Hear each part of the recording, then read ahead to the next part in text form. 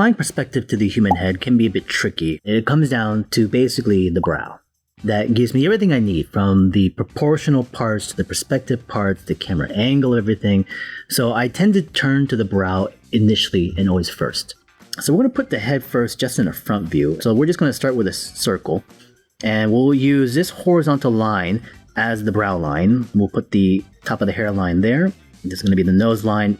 And so we're breaking down into thirds as we typically do with the head. So I'm just kind of measuring by hand at first. Just kind of put a landmark in there. And so we'll connect it down to the lower portion from the corner of the brow down into the lower portion of the chin. And we'll find out where the cheekbone can establish itself. So we're just drawing the front view of the head. So pretty straightforward plan, and one that we can pick up on from many different techniques and artists that are out there, Loomis being one of them. I always loved the way he would incorporate perspective and forms. Of course, Hogarth. Hogarth really made a deal of the brow, yeah. Proko has courses that teach head construction as well. Check them out at proko.com. From this, we'll move into the left and to the right, then up and then down. So here will be our fifth vanishing point. We can even just place in a general grid if we want to, just to give myself a couple of lines to work with, a little bit of visual context information. So with this fifth vanishing point, we'll be using the brow. And because we're along the horizon line, this brow line will be always just flat and horizontal. As it goes to the top of the head to the bottom of the head, so we have here at the top, here to the bottom of the chin, the head itself will start to squeeze down and scale going this direction. So let's also project these lines from the bottom of the sphere, or the circle that is, going into this assumed or estimated vanishing point to the left and to the right. And so from this position, I'm going to throw in an elliptical shape along that point. We'll throw in a side plane from this point, arbitrary, that I've chosen from. And again, I say arbitrary because we can put it more to the left or more to the right, and it just kind of rotates the head a little bit. And so as I place it in there, this central line will curve down this direction, going up that way to a projected up and down vanishing point, top and bottom, from these cheekbones that we can also bridge together. This portion of the ear. Now, once we go diagonal is where you'll start to see the tapering lines and the angle changes. But what's happening in this left and right side view as we get to this point is that we're going to continue to scale things down. We can even overlap here a little bit.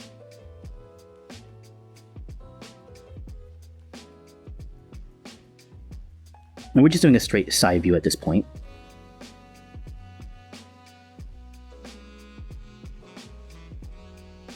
We have the front, 3/4 side. So we do 2, 3 on this side. We'll do 2, 3 on the right side. We'll go 2 and 3 above, 2 and 3 below.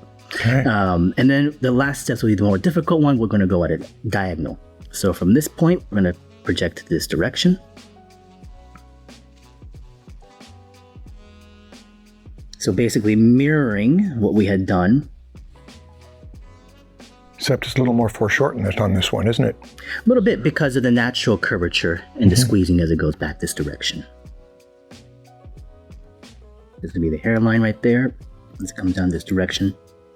The brow, projecting it down this way, down to the mandible region.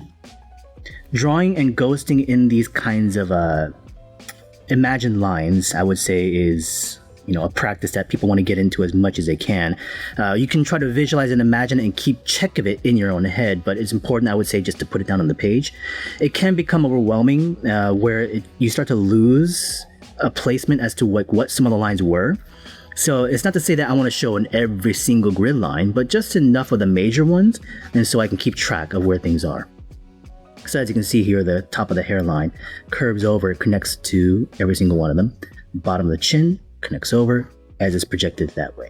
Again, this will be the side view. And I have two components that I'm drawing with the head, which is the upper cranial, as we said, down to the lower face. So we have the 1, 2, 3 sections of the head, thirds, and we can place in landmarks of like the nose, or the mouth, the brow, hairline. And these landmarks, of course, will help you establish the average head. So then as we look at real people, you can then start to manipulate and alter proportions and placements of things based on that individual person. So we learn archetypes right now, just basic archetypes. So here we went left to right, now we'll go up and then down. So as this goes up, we'll use one of these lines as arcing as the brow line. The brow line here, as it projects up. These 2 points are now the brow section. We'll take the chin region, we'll project it upwards here. Foreshortening.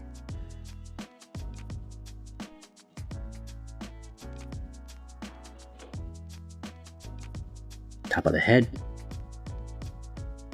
Imagine the bottom of the underside of the mandible as it flares out to a trapezoidal shape, to where the ears are positioned. Across contours. So we've tilted the head just a little bit up. And if we had value, you would put a shadow underneath that region if you wanted to. Now, we would take this one step further, which is to push the head further up. In this one, we'll start with just a circle at first. And again, I'm going to project this going up as well too. So imagine the brow being really high up here. And we'll put the bottom of the chin there. As we have the underplane of that shape, this is where the side of the cheekbones are coming down. The ear will be changing an angle. This is where the neck is going to connect. The nose will be here. The mouth will be there. So as you are turning the head much more extremely upwards, you'll see less of the forehead, more of the cheekbone overlapping the orbital cavity, as the head now tilts upwards all the way. So as we go down, we'll do the same thing. I'm going to start with around the shape of the cranial. Connect the brow down. Imagine this line arcing this direction. Down to a chin. Cheekbone down to the corners of the chin. Nose, mouth, ear. This is where the hairline is here. So it's just a slight downturn, not a very extreme. But as we get further down, you have the head now turning all the way down with the camera above him. So we'll still have the cranial head as that brow overlaps. The cheekbone, the nose will come out. You won't see the mouth nor the chin. So much like what we talked about with the foreshortened effect, you're losing information as you turn the camera completely to the top or to the bottom. And you won't be able to see certain things. So the hairline will be here as they're looking down all the way. So let's place in a little bit of hatching of where some of the shadow shapes can be placed in for better dimensional understanding. So now we have a grid going left and right, up and down, and now we'll go diagonal. So as we have a line emerges from the central vanishing point, I'm going to imagine the corner, arbitrary spot. I can connect it to this one if I want to. This brow right here, if I project that line up, I can connect it to that line if I need. Imagine that being the corner of the brow, but let's go up a little bit higher if anything else, because this is going to run into it. So take this point, let's bring it up a little bit higher. Again, this line is going to go back this direction. Let's draw in a cranial shape, just a sphere. Here's the elliptical turn. This is the corner of the brow. And you have to be aware of the curvature going up and then down with the perspective grid as it goes into the mandible, corner of the ear here. If you wanted to draw in a bit of the neck, you could.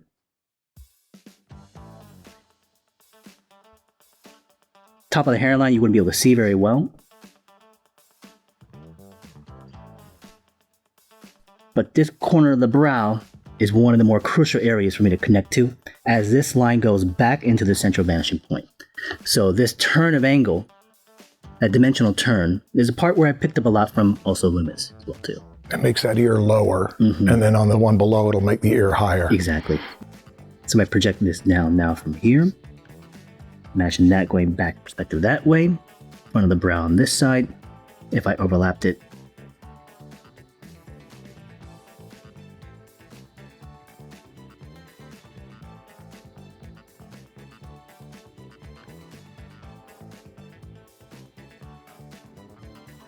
here's where the ear will fit. The internal orbital cavity.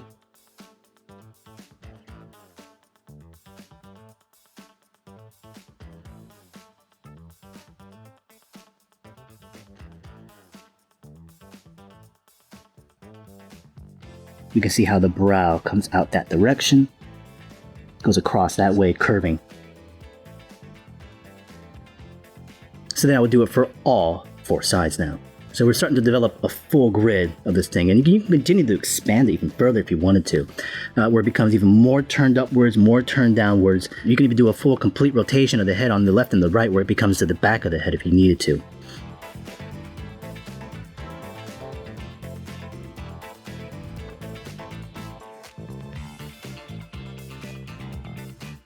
So there's a lot of line transfer. And that's, again, more for the accuracy of mirroring effect and the symmetry of this thing.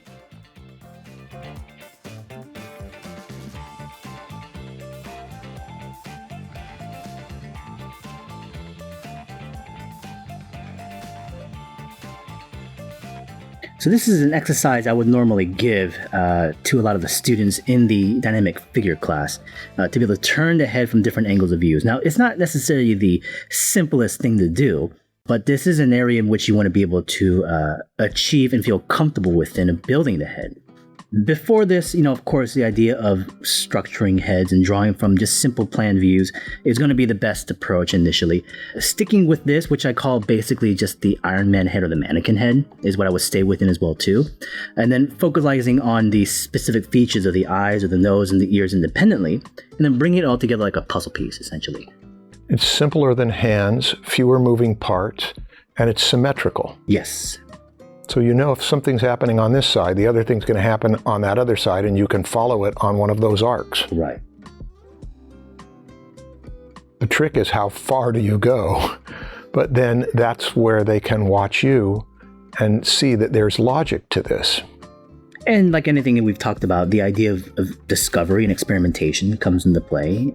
Seeing how far you're able to change the angle of view or even play with the perspective of things. Even like the stuff we had done earlier with the foreshortening or the wide angle lenses can be played with here as well too. Now, this was done fairly quickly, and so if you do take your time and plan things out accordingly and do a bit of underlay sketching, practice a few bits and pieces, what you can also do is then isolate one of the angles of views to a separate sheet of paper, practice that a couple of times, and bring it back into this one with a bit more presentation value. So as we have now a full grid within this, I can take one of the angles I want to play with here. Let's say we take this down angle view over here. We'll go to a new sheet. I'll start with the circle of the head. We'll plan out a point. We'll put it right in the middle just for the sake of simplicity. We'll have that go back this direction, which is going to go into that central vanishing point. I'm going to curve off this direction. So we'll place in then a side plane for the head. Top of the hairline. So we'll separate, and I just want to clean these up a little bit more. And we'll use this to draw out another head with a bit more detail. I'm going to show a couple different things. One is taking this and applying it and adding more features to it. We're going to do a couple other steps of heads over here, which is about being able to control the indication level. Because if we're talking about simplification of head and being able to approach it with a bit more easiness, or I guess with a bit more comfort, I think one of the things to learn is about being able to understand how much information to place in there. I think one of the troubles with drawing heads that we tend to over-detail or over-emphasize line of specific things. Like if we drew an eye, people tend to kind of draw the entire eye and lids and every single bit of detail. So it doesn't really present very well, nor naturally to the person. So being able to indicate and choose how much information you want to place in there, which is decision-making, is a key component. I think that really helps a lot. So again, here is what we had done prior. So from the brow, we had turn of a corner there. And we know that the horizon line will be above this as we had seen it. You can see the angle of that. We can see the plane change happening. So if I take that information and I place it into another shot, let's say this time around we'll be a little bit lighter with the construction. Again, I like to start with the brow initially. Now I can't, nor can I have the time to diverge into the full features of details at the moment, but hopefully through your other practices and techniques and lessons, you'll be able to pick up on some of those areas. But for now, let's just kind of go straight into them. Now I definitely have a bit more of a slight stylized look to the things that I produce, very much inspired by the nature of graphic novels, comics that I've always had an interest towards. So very much a lot of my look of things derive from the area of aesthetics. I call those touchstones. There's a stone that's solid enough of somebody else's work to where you can touch down on it and then kick off on your own journey. Yes. And your proportions are based on that average head, whereas your freedom to do something like the troll with completely different proportions is still the same kind of thinking. Yes. It doesn't change.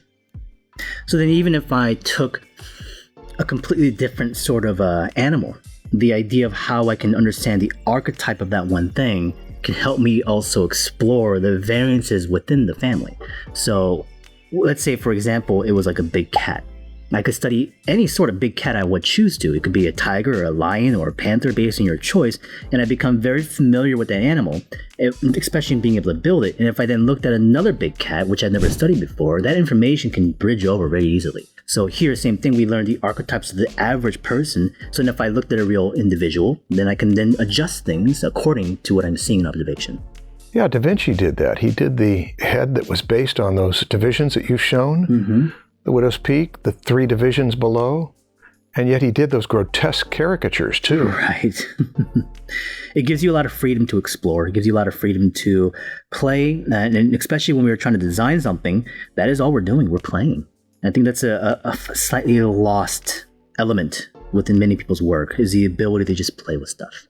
Not in our students. Yeah, I would hope not. It's going to be a part of the assignment is go play. Yeah, and that's something that I think more instructors are encouraging, which I like to see. I very much like to do it myself for people and having them do it as well too, just to let loose and just to see what happens by playing around. But when we treat things too seriously, we give it too many rules and parameters, we're unable to explore it to the level of degree that can help us achieve a better understanding. So here's that head now built off of something like that. And now what I can do here is also then play with not so much stylization, but it moves into that territory by being able to understand how to indicate, how much more to indicate. And I've already indicated these features to a certain degree with lines and shapes of darks and light line weights. But we can take that a bit further.